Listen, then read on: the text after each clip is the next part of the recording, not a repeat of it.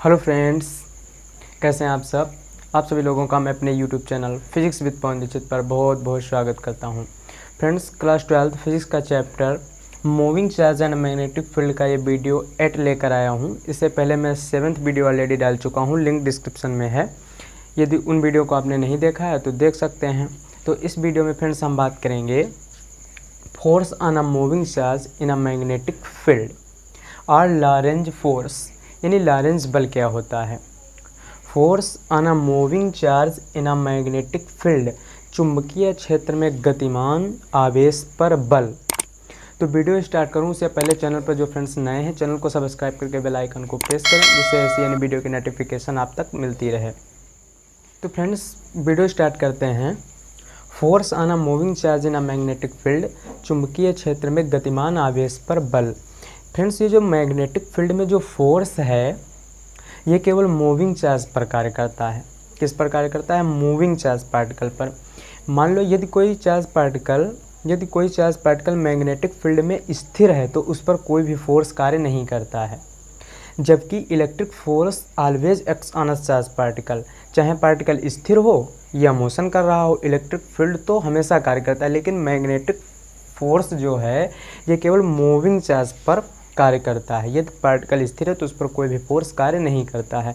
Electric force तो दोनों particle पे लगता है। जैसे इलेक्ट्रिक फोर्स कितना होता है, ये मान लो कोई इलेक्ट्रिक फील्ड ई है। ये क्या इलेक्ट्रिक फील्ड ई है, उसमें कोई पॉजिटिव चार्ज पार्टिकल है जिसका आवेश प्लस क्यू है, तो इस पर एक फोर्स कार्य करेगा, इलेक्ट्रिक फोर्स कार्य करेगा। कितना कार्य करेगा? F is equal to E Q. यही तो डायरेक्शन क्या होगी, यदि पॉजिटिव चार्ज पार्टिकल है तो डायरेक्शन फील्ड की डायरेक्शन में होगी। यदि निगेटिव चार्ज पार्टिकल है तो फील्ड के अपोजिट डायरेक्शन में इलेक्ट्रिक फोर्स कार्य करता है। तो इलेक्ट्रिक फोर्स जो है वो दोनों कंडीशन में, यदि पार्टिकल मोशन कर रहा है या स्थिर है, दोनों स्थितियों में लगता है। जबकि चार्ज जो मैग्नेटिक फोर्स है वो केवल मूविंग चार्ज पार्टिकल पर ही कार्य करता है। यदि पार्टिकल मैग्नेटिक फील्ड में स्थिर है, मोशन नहीं कर रहा है, तो उस पर कोई भी फोर्स फ्रेंड्स कार्य नहीं करता है। इसको हम अभी समझेंगे। तो फ्रेंड्स, देखा गया जब कोई चार्ज पार्टिकल मैग्नेटिक फील्ड में मोशन करता है तो उस पर एक बल कार्य करता है, एक फोर्स लगता है।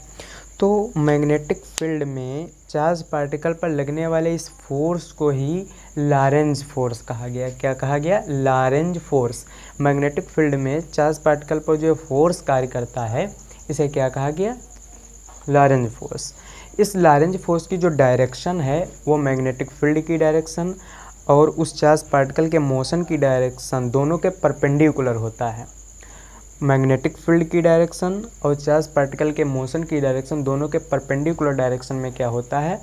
लॉरेंज फोर्स की डायरेक्शन होती है। ठीक है, मान लो ये कोई चार्ज पार्टिकल है जिसका आवेश प्लस क्यू है, पॉजिटिव चार्ज पार्टिकल है, और ये मैग्नेटिक फील्ड बी है।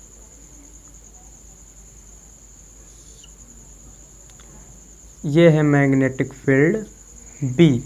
कोई positive charge particle magnetic field B से 90 डिग्री के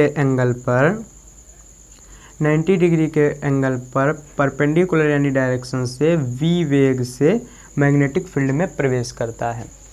कोई positive charge particle magnetic field की डायरेक्शन से यानी मैग्नेटिक फील्ड से परपेंडिकुलर डायरेक्शन में v वेलोसिटी से मोशन करता है।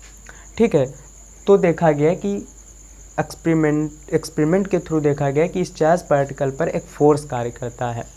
क्या कार्य करता है? इस चार्ज पार्टिकल पर एक फोर्स कार्य करता है जिसकी डायरेक्शन इस मैग्नेटिक फील्ड और इस वेलोसिटी दोनों के डायरेक्शन के परपेंडिकुलर होती है। कहाँ पे होती है? परपेंडिकुलर होती है।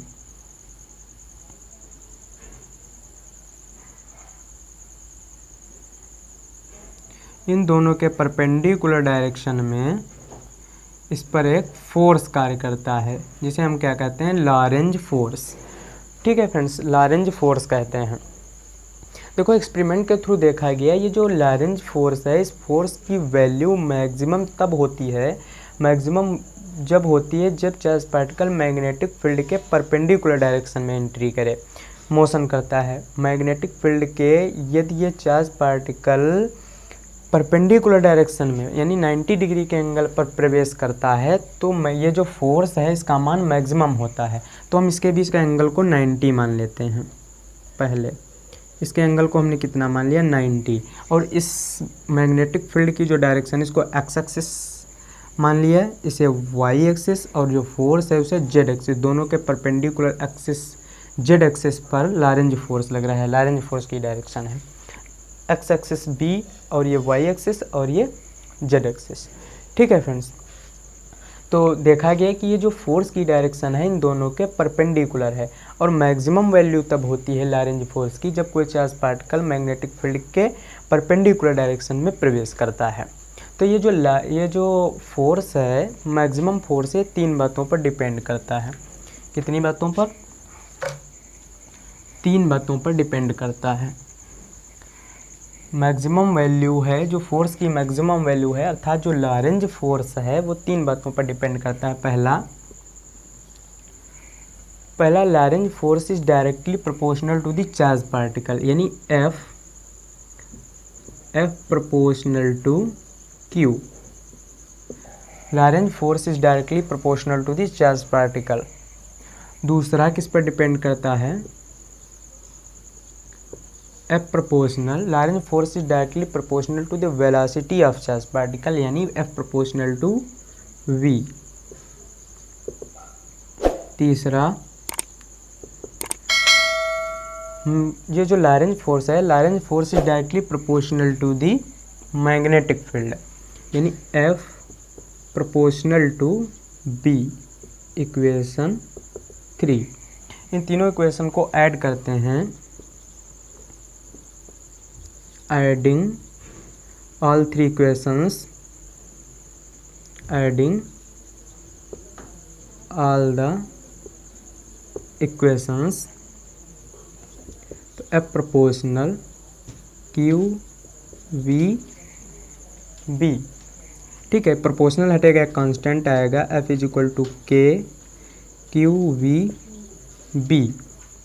इफ़ यदि हम k को 1 मान लें, k इज इक्वल टू 1, तो F is equal to Q V B। F is equal to Q V B, ये क्या निकला? Lorentz force. कब? जब कोई चार्ज पार्टिकल मैग्नेटिक फील्ड के परपेंडिकुलर डायरेक्शन में प्रवेश करता है तो मैक्सिमम, इस स्थिति में जो लॉरेंज फोर्स है उसका मान मैक्सिमम होता है। मैक्सिमम लॉरेंज फोर्स, उस चार्ज पार्टिकल पर लगने वाला मैक्सिमम जो फोर्स है वो F is equal to Q V B. कितना निकलता है? Q V B. जब कोई चार्ज पार्टिकल मैग्नेटिक फील्ड से परपेंडिकुलर डायरेक्शन में प्रवेश करे तो फोर्स कितना होता है? Maximum force F is equal to Q V B. देखो फ्रेंड्स, इस लॉरेंज फोर्स की डायरेक्शन को, जो लॉरेंज फोर्स लग रहा है इसकी डायरेक्शन को हम फ्लेमिंग्स लेफ्ट हैंड रूल से भी ज्ञात कर सकते हैं। कहाँ से ज्ञात कर सकते हैं? Fleming's left hand rule. Fleming's left hand rule, left hand rule से भी ज्ञात कर सकते हैं। फ्लेमिंग्स लेफ्ट हैंड रूल क्या कहता है friends? Fleming's left hand rule कहता है यदि हम अपने लेफ्ट हैंड के थंब और उसके पास वाली 2 फिंगर्स को, यदि हम लेफ्ट हैंड के थंब तथा उसके पास वाली 2 फिंगर्स को इस प्रकार फैलाएं कि तीनों एक दूसरे के परपेंडिकुलर हों, इस प्रकार फैलाएं कि तीनों एक दूसरे के परपेंडिकुलर हों, तो ये अंगूठे के पास वाली जो फिंगर्स है, अंगूठे के पास वाली फिंगर्स मैग्नेटिक फील्ड को, यदि अंगूठे के पास वाली फिंगर्स मैग्नेटिक फील्ड को शो करे और मिडिल वाली जो फिंगर्स है ये करंट की डायरेक्शन को शो करे, तो अंगूठा उस पार्टिकल पर लगने वाले फोर्स की डायरेक्शन को शो करता है। ठीक है, ये वाली अंगूठे के पास वाली फिंगर्स मैग्नेटिक फील्ड को और बीच वाली जो उंगली है ये करंट की डायरेक्शन को शो करे, तो अंगूठा उस पार्टिकल पर लगने वाले फोर्स को रिप्रेजेंट करता है। तो यहाँ पे देखिए इस प्रकार से लेफ्ट हैंड है, लेफ्ट हैंड की 3 उंगलियों को इस प्रकार लेते हैं कि तीनों एक दूसरे के परपेंडिकुलर हों। ठीक है,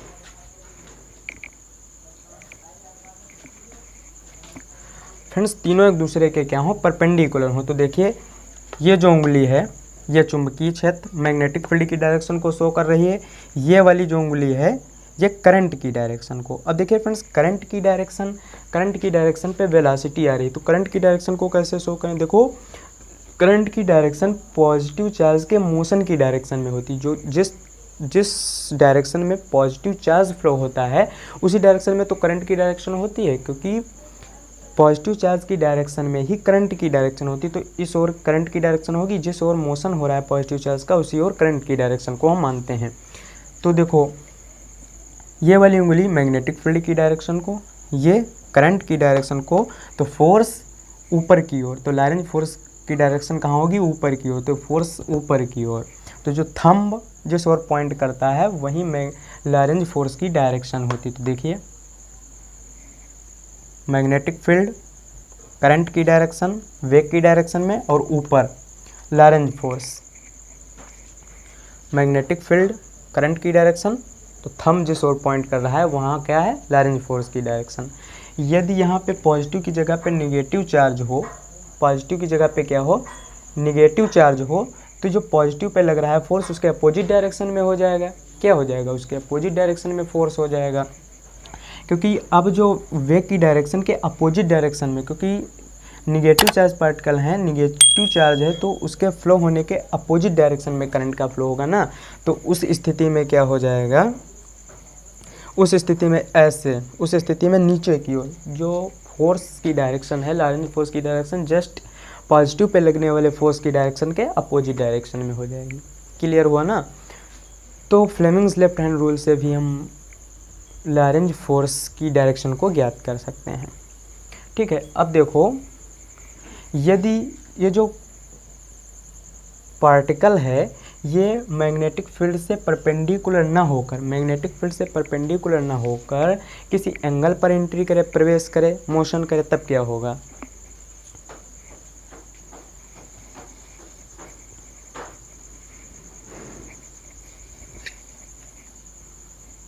क्या हो जाए, यदि चार्ज पार्टिकल मैग्नेटिक फील्ड के परपेंडिकुलर ना होकर किसी एंगल पर, ये बी है,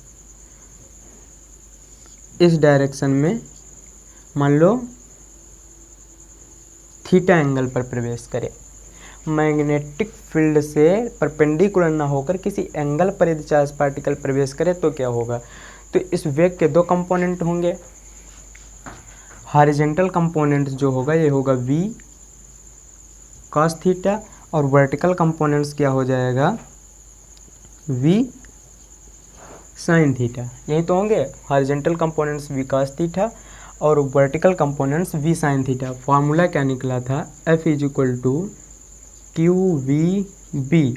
तो इस स्थिति में हम क्या लेंगे, वर्टिकल कंपोनेंट्स ले लेते हैं, वेलोसिटी का वर्टिकल कंपोनेंट्स। QV की जगह पे हम कितना ले लेंगे, v sin theta into b। तो F = QVB sin थीटा। तो हमारा फार्मूला क्या आ गया, F = जब कोई चार्ज पार्टिकल मैग्नेटिक फील्ड से थीटा एंगल पर एंट्री करे, थीटा डिग्री के एंगल पर प्रवेश करे, तो F = QVB sin theta.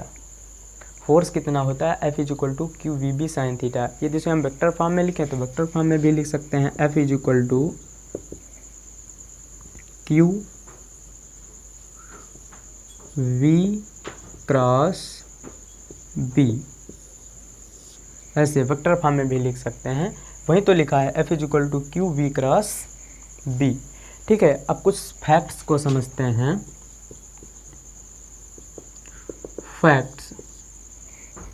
Facts को समझते हैं। देखिए नंबर एक क्या है फैक्ट्स हमारा, नंबर 1 देखो, यदि वेलोसिटी 0 हो, इफ v = 0 देन, यदि v 0 होगा, यहाँ पे यदि v 0 करते हैं तो f क्या हो जाएगा, 0 होगा, फोर्स भी 0 होगा। तो F = 0। यही तो, यदि फोर्स 0 है, यदि वेलोसिटी 0 है, यदि कोई चार्ज पार्टिकल यानी मैग्नेटिक फील्ड में स्थिर है, उसका मोशन ही नहीं हो रहा है, तो उस पर लगने वाला फोर्स भी जीरो है, तो उस पर लगने वाला फोर्स भी जीरो होगा, उस पर कोई फोर्स कार्य नहीं करेगा। तो इससे हमें निष्कर्ष क्या निकलता है, इससे हमने क्या सीखा कि magnetic field acts only on moving charge particles.